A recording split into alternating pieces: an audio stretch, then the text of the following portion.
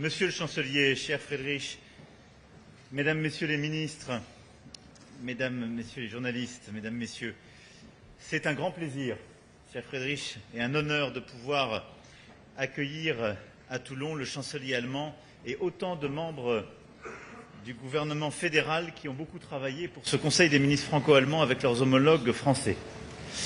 En effet, nous avons eu hier à Brégançon une discussion entre nous, avec nos équipes, puis un long tête-à-tête qui a été extrêmement fructueux et amical, et je veux t'en remercier. Et nous venons de tenir le 25e Conseil des ministres franco-allemands. Et après avoir répondu à vos questions, nous réunirons le Conseil franco-allemand de défense et de sécurité avec nos ministres des Affaires étrangères, de la Défense et plusieurs de nos collaborateurs et officiers généraux. Ces réunions très clairement illustrent ce réflexe franco-allemand que nous voulons l'un et l'autre et qui a été au cœur de notre expression dès le 7 mai dernier lors de ta première visite officielle à Paris. Oui. Et elle est aussi le fruit du travail conjoint que nous avons mené durant tous ces mois. Au fond, ce qui m'importe aujourd'hui de vous dire aux côtés de Monsieur le Chancelier, c'est que nous avons pris avec ce Conseil des ministres une série de décisions très concrètes qui sont le fruit du travail de nos ministres et de leurs équipes et qui ont pour vocation de faire avancer l'agenda bilatéral et l'agenda européen de manière extrêmement pratique. D'abord pour plus de compétitivité, de productivité au niveau européen, en faisant converger nos positions, je vais y revenir sur plusieurs dossiers techniques, pour améliorer aussi notre sécurité européenne, avec des éléments clés en termes de sécurité et de défense que nous allons prolonger dans un instant. Et au total, ce sont 8 textes communs très précis de doctrine sur plusieurs sujets techniques qui ont été finalisés et une vingtaine de projets clés que nous avons là aussi finalisés pour notre agenda bilatéral. Alors, ce travail en commun, ce réflexe franco-allemand s'illustre au premier chef sur la scène internationale. Nous l'avons montré ensemble cet été en étant aux côtés de plusieurs de nos collègues à Washington pour soutenir le président Zelensky. Et en effet, le soutien à l'Ukraine, nos efforts pour obtenir une paix juste et durable sont au cœur de notre agenda. Cette paix, c'est ce que nous voulons, c'est ce que veut aussi le président ukrainien. Et je le dis avec d'autant plus de force et de solidarité après ces derniers jours où les attaques ont repris avec force, de manière là aussi inédite pour les derniers mois, où à nouveau des civils ukrainiens ont été touchés et où on le voit bien, l'écart qu'il y a entre les prises de position dans les sommets internationaux ou avec les autres dirigeants du président Poutine et la réalité sur le terrain montre à quel point celui-ci est insincère. Les prochains jours seront déterminants, qui marqueront la fin de la période que nous nous étions donnée avec le président Trump et le président Zelensky pour obtenir les premières rencontres et nous continuerons d'exercer la pression pour que des sanctions supplémentaires soient prises par nous-mêmes, et nous y sommes prêts, mais aussi par les États-Unis d'Amérique pour forcer la Russie à revenir autour de la table des discussions en même temps que nous devons contenir notre soutien. Nous avons hier soir, et nous y reviendrons tout à l'heure aussi, évoqué la situation au Proche-Orient. Je vais ici vous dire que le désastre humain dans la bande de Gaza est intolérable. L'état de famine qui a été déclaré par les Nations Unies est très clairement le résultat du blocage de l'aide humanitaire. Et nous partageons la conviction d'abord qu'il faut absolument cesser le combat, reprendre les accès humanitaires et l'aide aux populations civiles et obtenir un chemin de paix qui soit un chemin politique de discussion avec toutes les parties prenantes. Mais le cessez-le-feu immédiat dans la bande de Gaza, là aussi une paix durable pour Israël comme pour les Palestiniens et la région, ne peuvent être assurés que si une solution politique est mise sur la table dans le cadre d'une solution à 2 États. Nous avons pu évoquer aussi les solutions de court terme. Je veux ici dire combien le chancelier a pris la décision très courageuse de cesser toute exportation d'armement susceptible d'être utilisé à Gaza. Je tiens à la saluer. La France avait pris le même engagement il y a plus d'1 an et cette position doit être rejointe par le plus grand nombre et c'est aujourd'hui notre priorité. Parlant de la région, nous avons également ensemble, et nos ministres des Affaires étrangères ont formalisé cette décision commune avec leurs collègues britanniques d'adopter une position de grande fermeté à l'égard de l'Iran pour que le programme nucléaire ne soit pas repris. Et donc, compte tenu des violations persistantes par l'Iran de ses obligations, nous activerons la réimposition des sanctions, ce qu'on appelle le mécanisme de snapback, à moins que l'Iran, dans les semaines qui viennent, n'entre dans une négociation sérieuse et transparente qui justifierait de différer cette échéance. Ce n'est pas le cas pour l'instant.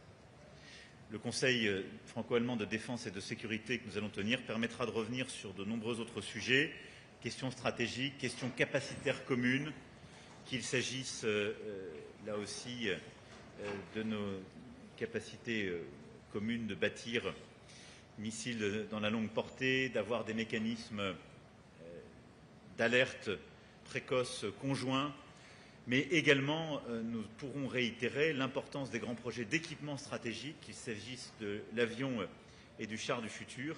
Et donc c'est une volonté commune de bâtir plus d'intimité stratégique, de renforcer nos grands projets communs, d'en bâtir de nouveaux. Et je veux saluer l'engagement commun de nos ministres et de leurs équipes. L'autre priorité majeure, ayant évoqué là les grands dossiers internationaux et la convergence en matière de sécurité et de défense, l'autre priorité majeure de cette relance franco-allemande est évidemment l'accélération de notre agenda de compétitivité dans nos pays et au niveau européen.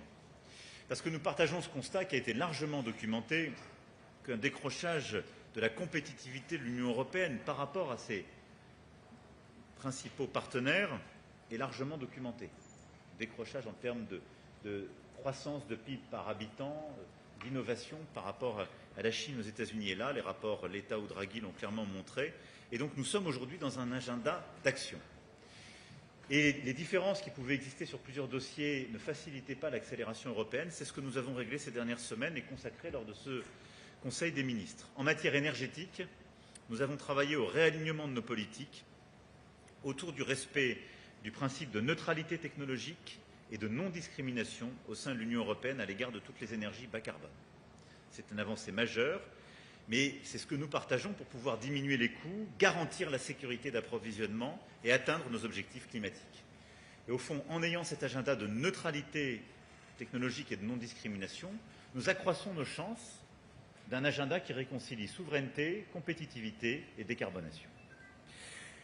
Je salue aussi la décision de lancer une étude par nos opérateurs de réseau pour aboutir à une vision commune à l'horizon 2050 de nos marchés énergétiques, afin de contribuer au réalignement de nos stratégies énergétiques et au bon calibrage de nos investissements qui bénéficieront à toute l'Europe. Mais le faire en franco-allemand, rapprocher notre analyse des besoins de réseau est absolument clé si nous voulons ancrer là une convergence de tous les pays européens.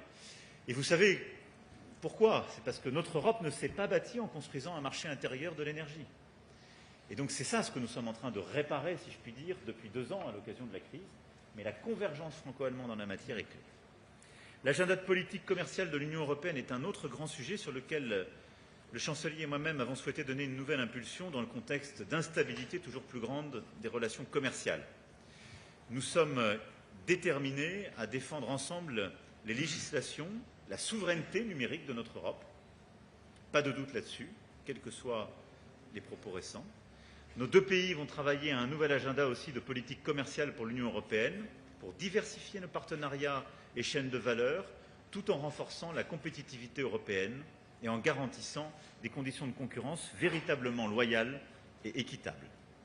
Nos 2 pays pourront se coordonner dans le cadre de la préparation du prochain G7, dont la France aura la présidence, ou encore de la task force qui a été créée récemment afin d'avoir un diagnostic partagé sur les relations entre la Chine et l'Europe et les déséquilibres mondiaux.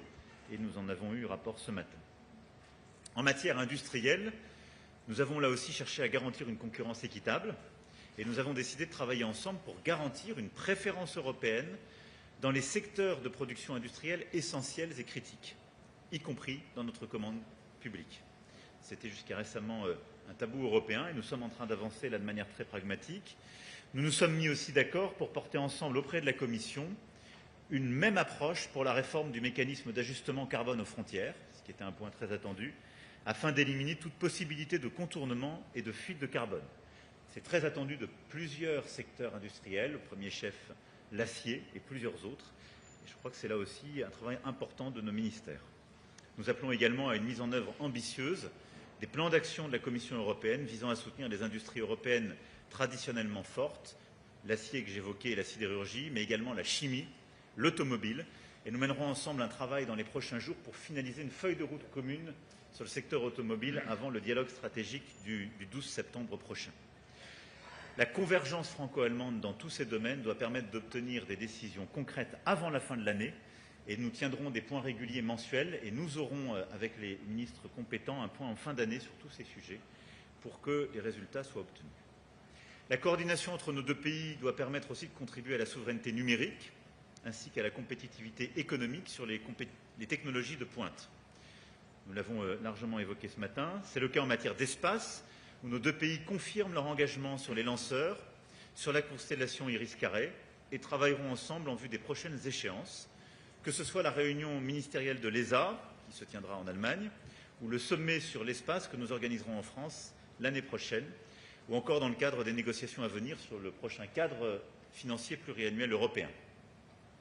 C'est également le cas en matière d'intelligence artificielle, de calcul de haute performance, de quantique, de cloud, de semi-conducteurs, où là aussi il y a une feuille de route commune qui a été consacrée. Enfin, pour soutenir l'innovation de rupture, nous avons eu un très bon texte de doctrine fait par nos économistes qui scande, si je puis dire, le chemin, qui commence à être mis en œuvre, puisque nous avons décidé de mettre en place une mission conjointe avec l'agence allemande SprintD pour développer en France une initiative similaire, et nous renforcerons une coopération entre la SprintD et BPI France en la matière. La France et l'Allemagne organiseront conjointement un sommet de haut niveau le 18 novembre en Allemagne sur la souveraineté numérique avec la Commission européenne et plusieurs autres États membres, ainsi que les représentants économiques des parties prenantes. Et puis tout cet agenda, c'est aussi un agenda de simplification. Et là-dessus, nous avons finalisé une feuille de route importante. Nous avions avancé ces derniers mois pour chercher à alléger les charges de nos entreprises, de nos administrations. Et nous continuerons à porter ce message auprès de la Commission, du Parlement et du Conseil, avec des résultats rapides et concrets que nous souhaitons. Et là aussi, sur plusieurs réglementations attendues, nous avons finalisé une feuille de route commune pour la simplification réglementaire européenne. Et puis nos deux pays travaillent aussi ensemble pour faciliter l'épargne et l'investissement en Europe, afin de parvenir à une union des marchés de capitaux. Nos ministres ont fait rapport ce matin de tout le travail qui avait été fait en la matière, et à la fois la finalisation de cette initiative, une action de titrisation aussi et le lancement des initiatives de produits conjoints avec un label européen ont été très clairement soutenus, et une mission a été confiée à messieurs Coquilles et Noyer pour améliorer le cadre réglementaire pour le financement des start-up et des scale-up en Europe, qui vient là aussi consacrer cet agenda.